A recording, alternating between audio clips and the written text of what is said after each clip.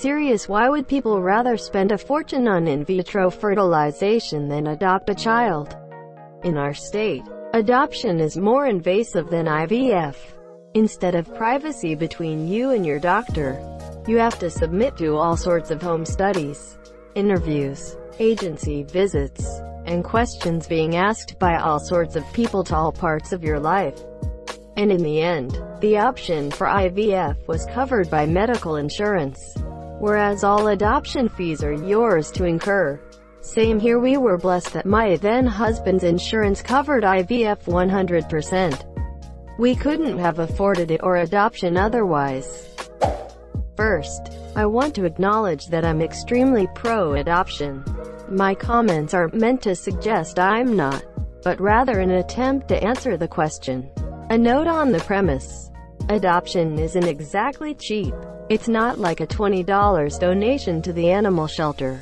I don't think anybody views adoption versus IVF as a strictly financial decision. But there are too many factors to make a blanket statement about the financial particulars for every situation. Also, depending on your state, adoption can be a pretty brutal process. Frankly, some states require you to spend time in the foster care world, which can be heart-wrenching. And it's not exactly uncommon for birth parents to try and regain custody, an emotional and financial nightmare. Nobody's suggesting it isn't, but adoption is hard on both the parents and children in a way that having a baby of your own is not. For what it's worth, and I'm not saying I agree with it, people who want children may occasionally view adoption as a method of last resort. On the flowchart of how people might choose to have children, I'm betting the order of priorities for those with the means to consider all of the options in play goes as follows. Conceive naturally, conceive with assistance, adoption. Again, not meant to be an encapsulating comparison between IVF and adoption, but rather an observation of what folks given that choice might consider. That's not even getting into things like health conditions in either of the parents, like depression, can be disqualifying for adoption on it, not IVF. Also, adopted kids can have mental health problems themselves as they didn't come from happy homes.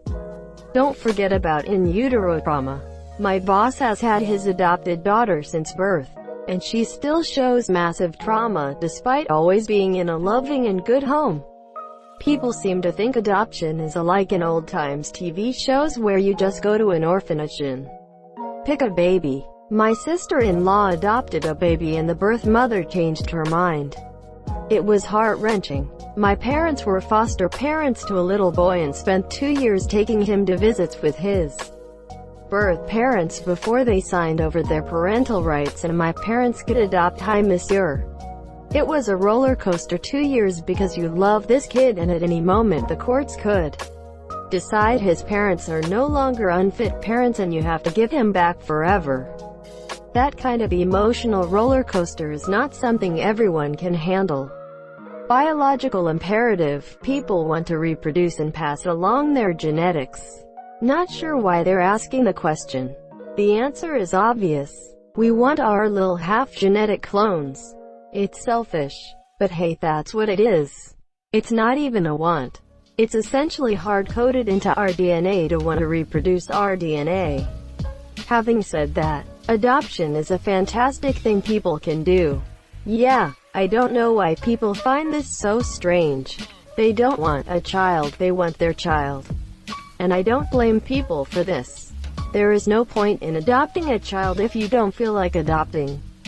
That is incredibly harmful to the child. Let people spend their money and time if they so choose. Besides, adoption isn't easy. It is expensive. There are waiting lists. And often it just doesn't work out. So before I start, I want to say that I did end up adopting and I'm a huge adoption advocate now, but I did heavily consider IVF as an option and I had several reasons. First, I was angry and spiteful about adoption. The entire time my husband and I had been trying to have a baby, everyone I knew, who all had bio kids and would never even think about adopting, kept saying, just adopt, like it was affordable or easier. It isn't either one of those things. Then the upfront costs of adoption are generally steeper than IVF, and so that was a scary thing to think about. The first adoption agency I looked at was quoting us at $32,000 as opposed to $11,000 for IVF, so it was just a daunting amount of money to come up with. I was also bitter about the home study process. People who can have biological kids don't have strangers come into their home and pick their lives apart, their family, their home, their medical history. But adoptive parents do.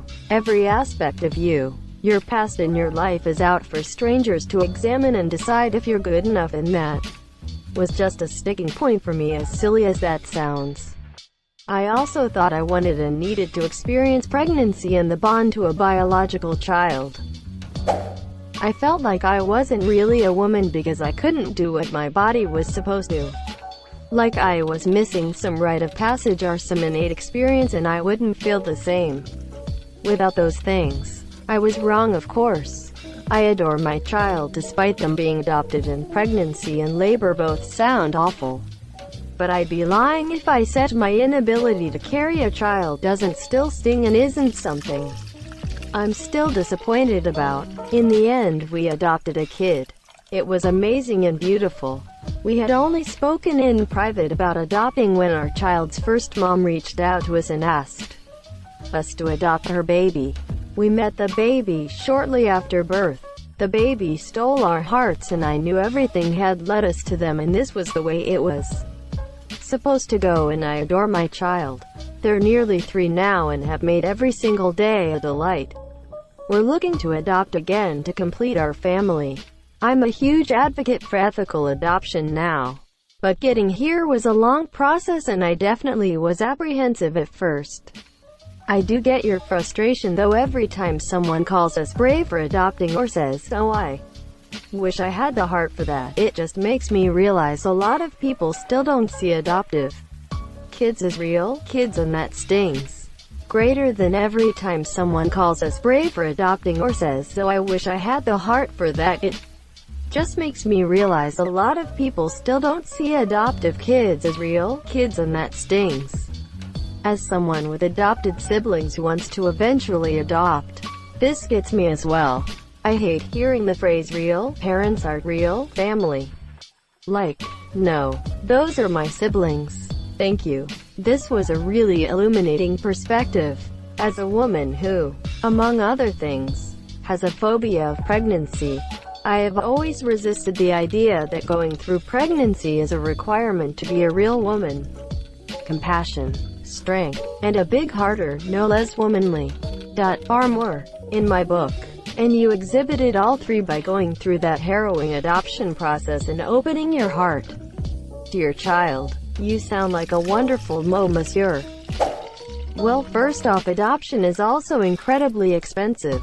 Depending on where you choose to adopt from, it can cost as much as $50,000. Adopting an infant is often a stressful process since the mother retains rights to terminate the process at any time up until the final moment. That means you could spend all of the money and emotional effort to go through the process only to have it derailed last minute. Another issue is that oftentimes older children come from extremely hostile and unhealthy environments. They have emotional issues and behaviors that make raising them much harder. The last issue, and the most superficial, is that people want their own children, their own genetics to live on. Greater than depending on where you choose to adopt from, it can cost as much as $50,000. I've heard $50,000 and up. That was my argument against adoption when I didn't think I could get pregnant. 2 miscarriages will do that. My mom suggested adoption, but I told her my husband and I didn't have an extra $50,000 just laying around, and we're just going to be child-free. Thank you so much for watching and have a good day.